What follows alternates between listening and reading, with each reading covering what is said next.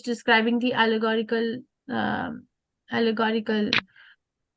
meaning of the story of Puranjani. And then when he gets the next life, what is the next life again? When he becomes a woman, what's that life? Vaidarbi.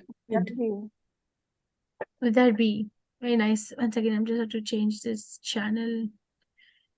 Oh, Krishna. Okay. So now Muni has been describing that how actually to go to Krishna, right? We have been discussing. He has described how not to go to Krishna is by worshipping the demigods, by performing severe austerities, by acquiring a lot of education, by doing a lot of meditation. These are not the ways. So, and then we discussed that how Narayana explained to us how demigod worship is not going to lead us to Krishna, because demigod worship leads us to demigods, but because that's what we are worshipping. And then we discussed there's a difference between respecting someone and worshipping someone. So, and then how this particular this verse and the last verse is describing how the study of the Vedic ritualistic ceremonies or performance of the Vedic ritualistic ceremonies is also not a way or a pathway to Golok Vrindavan.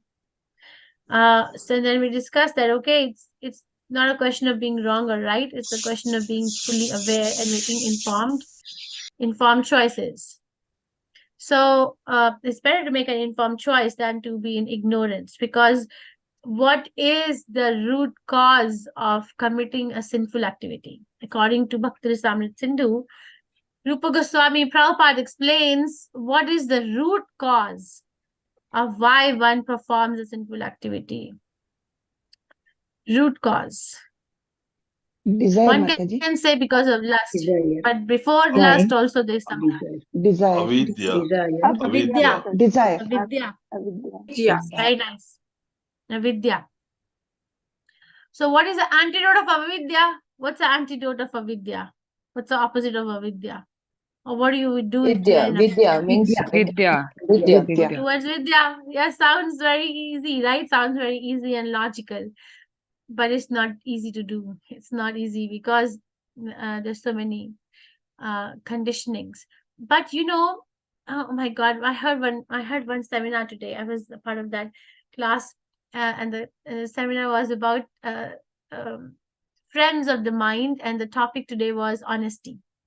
All right. So the thing is, the speaker, Shri Shakti Mataji, she was saying that I am a soul, right? I'm eternally a soul. I'm part and parcel of Krishna. So if we actually analyze my existence in this material world and say, okay, I'm covered with this material body and then covered with this gross body, and this mind is with me from time immemorial, it still is a very small amount of time if I actually compare to my eternal existence as soul in the entire creation from time immemorial. So we are carrying this subtle body and gross body in a conditioned life for a very small time, even though it appears a lot, but actually it's not, because spiritual world time is eternal. There is no past, present, future. We just have to decide very intelligently and cultivate certain qualities, and of course pray and chant Hare Krishna Maha Mantra, so we can actually shed this gross body and subtle body, the concept. Because what is the reason? Because Prabhupada is writing because it's an illusion, right? Says, okay, we can have this particular body, I can modify. People go through so much, Vedic literature, Vedic ritualistic activities. What are they performing for? They're better than karmis for sure, because the person performing the Vedic ritualistic activity is indeed recognizing that there is somebody who's superior to them, that I am dependent on somebody else for the fulfillment of my desire. Not karmi who's like, go, earn money, and money is going to bring all the things. That's a very ignorant life. So this person, we can give the credit, but it's not all in all. It's not the superior most life, It's a better life, a better consciousness than a karmi, but it's not the superior most. That is why we don't dwell on it so much. So she was saying that, okay, we have to work towards shedding. Why? Because Prabhupada is explaining here that there are so many Sputniks who are going in the sky, who are going in the space, but then when their fuel gets over, they come back on the earthly planet. And all these activities are performed in illusion, or in other words, ignorance, or in other words, lack of knowledge, or in other words, avidya. About what? That there is something beyond this conception. People who don't know, which is majority of the people anyway, who don't know that there is another dimension to my existence, which is entirely spiritual, get very succumbed to the problems of gross and subtle body, because they get consumed. You come to the hospital, I can show you, or that, okay, if somebody is having some bodily pain, it is painful. It is painful, I agree, even for a person chanting Hare Krishna, it is painful because we are in bodily conception. And a person who's not chanting Hare Krishna is painful for them. It's more painful. The life is more difficult when one is not in Krishna consciousness, because they don't know anything better. That's all they know. So it becomes like very restricting, that's all we know. Why most of the people, um, they know that they are in, for example, if I pick up an example from the society around us, most of the people who are in a violent relationship or abusive relationship are aware that they are in an abusive relationship. They are aware. But then what makes them stay or continue? What makes them stay or continue? You can say this responsibility, that relation, but what is the moola or real cause of what making them stay? Is because Insecurity if they Love. could go out of the relationship. Because of love. the love, Dependent on love them. is not love. It's not love. If you ask, Dependence. Needs. dependence. So okay, go more deep. Dependence, like what? Because I don't know. I will actually, okay, this is better. The outside of world will be worse because we don't know that there is another domain where we can explore, right? Because of the lack of support, because of the lack of confidence, because of the lack of futuristic vision. It's not love. If you ask a person in an abusive relation, it's the love doesn't last long in the material world. It's not. Actually, there is a very good author, I can tell you. His name is Lundi Bancroft. He's done a lot of work uh, in uh, in this intimate partner violence, or intimate violent partner, something like that, in the Western world, in America. And then he has come up with a lot of uh, uh, evidence from his working with the batterers as to what is their mindset. And one thing for sure he has concluded is it's not love. It's tendency to exploit, and the other person has a tendency to get subdued because of lack of better resources, for that matter, or lack of better support system. Why am I saying it? Because that's why we are getting abused in the material energy also. The condition is not so different from a person who is obviously in that particular set of circumstances. And if I am not in Krishna consciousness, that's why Isopnishad uses the word Atmaha. Right? What does Atmaha mean? What does Atmaha mean? Killing Atmaha of the means soul. killer of the soul. Killer of the Correct. soul. Killer of the soul, right? Nice. So like if I say, okay, Krishna is describing so many qualities of the soul, and soul cannot be killed, was never born, does not die, cannot be withered by wind, doesn't get dried by doesn't get burned by the fire, doesn't get wet with the water. So how can you kill the soul? This is how we kill the soul, because we are not giving it what it really needs. They're very busy with the gross and subtle existence, managing that existence.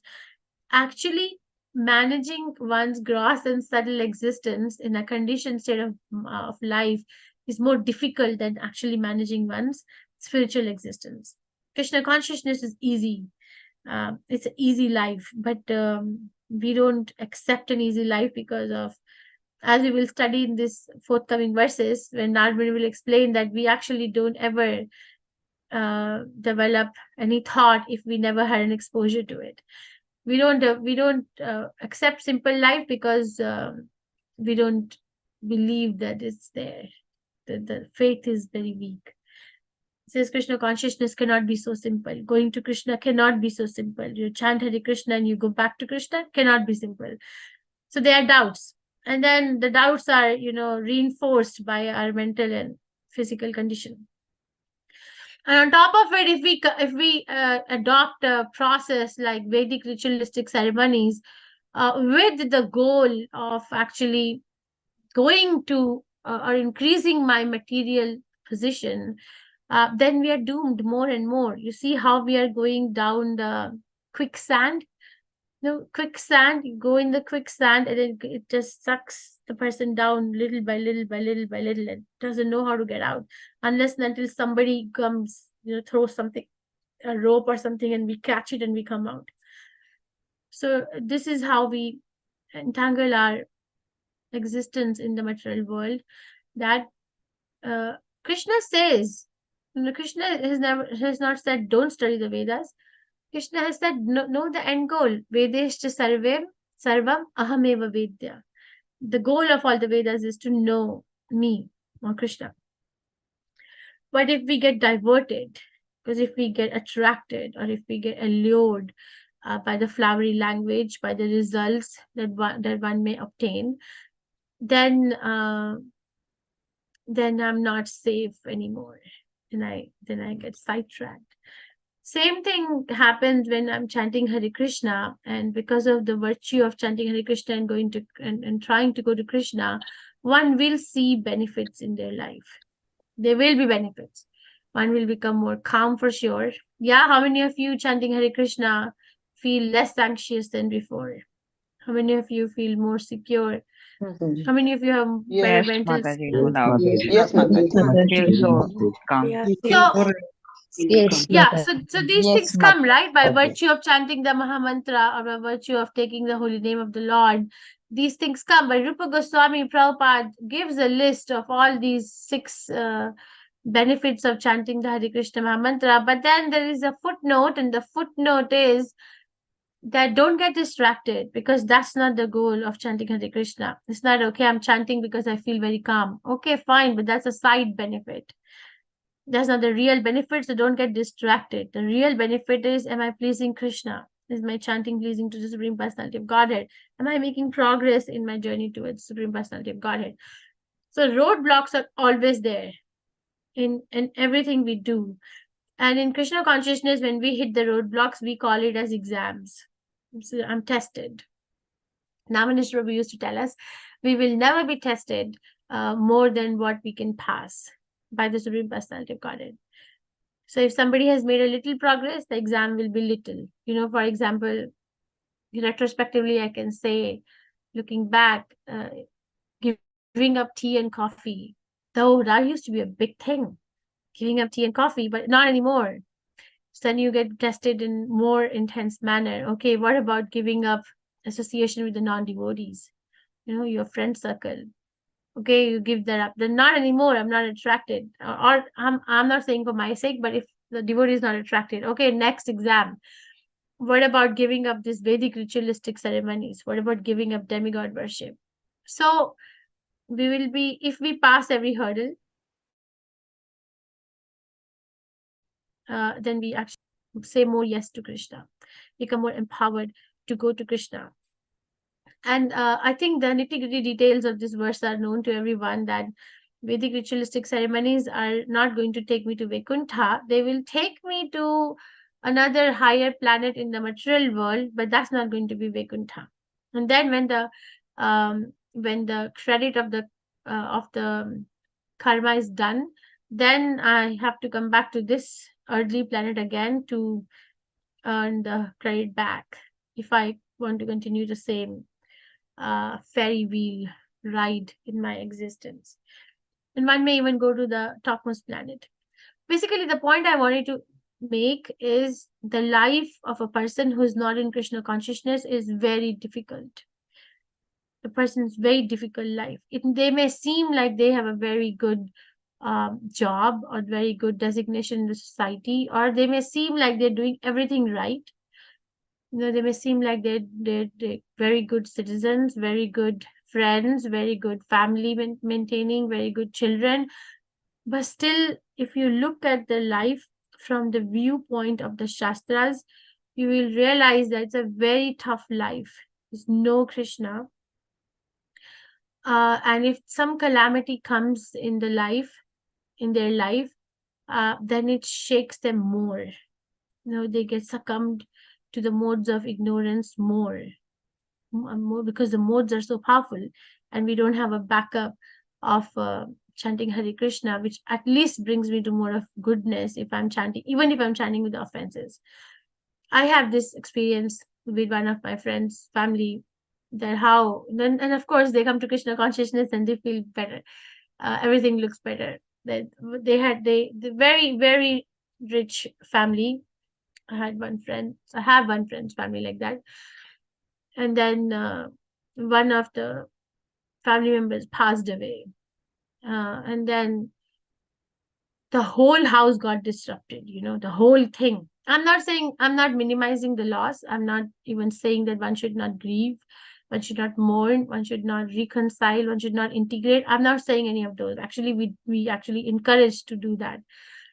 But I can still see that the whole thing is like shifted. The whole energy of the house family dynamics completely shifted, and everyone feels like lost and in very darkness. There's no goal of life, and most of the people think in the family that maybe we should not get up in the morning. It's just so dark.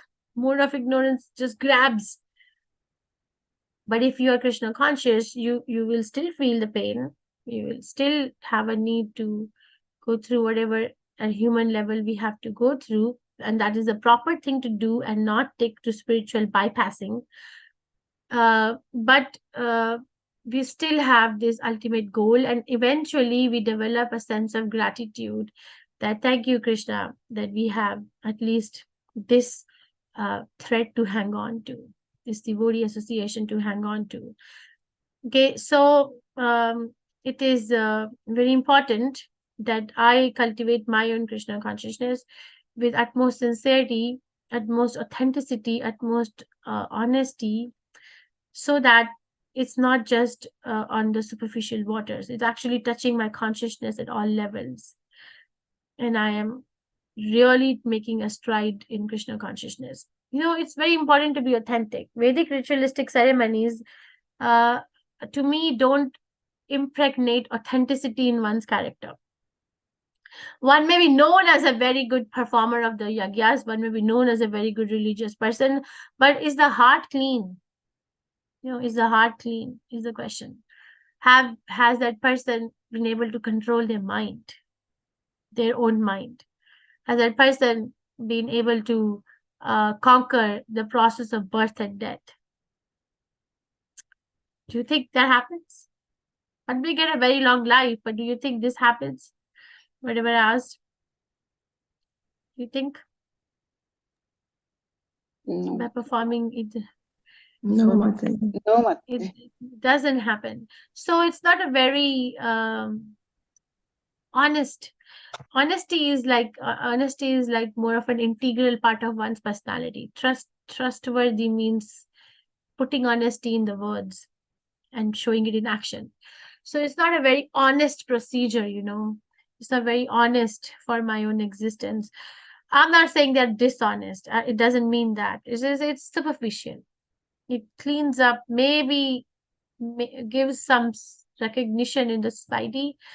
But Krishna knows, if there are people who tells somebody that you're so close to Krishna, you're a devotee of Krishna, you're this, you're that. But the person is not really is not really doing or being authentic to their own existence and are able to put up a very nice show in the public.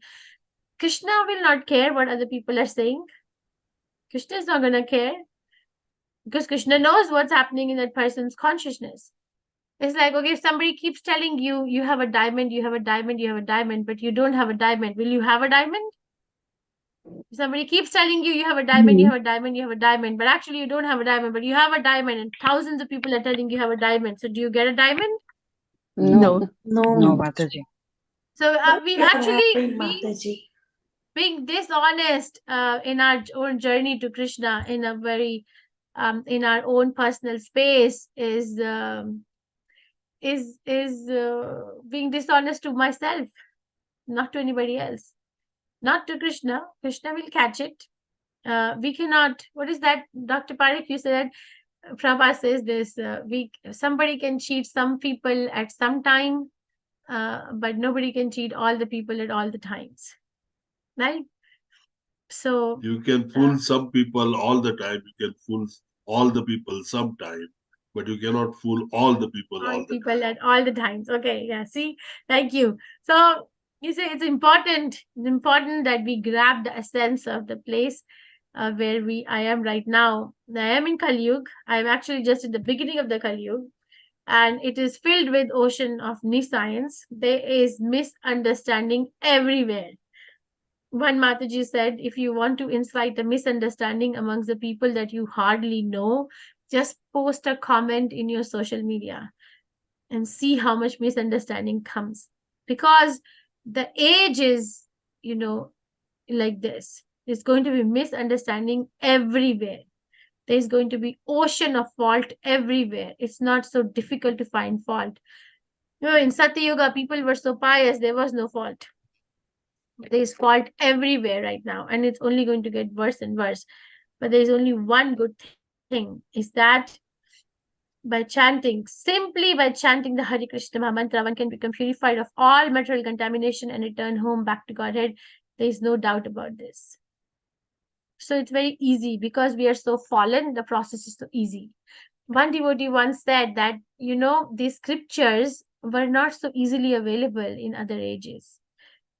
Vyasdev had written Srimad Bhagavatam on a palm leaf, and it was not so easily accessible. But because we are so fallen, Krishna has taken mercy and has made it so easily available at arm's length, at the tip of a finger, and it's available. So now we have to prime our intelligence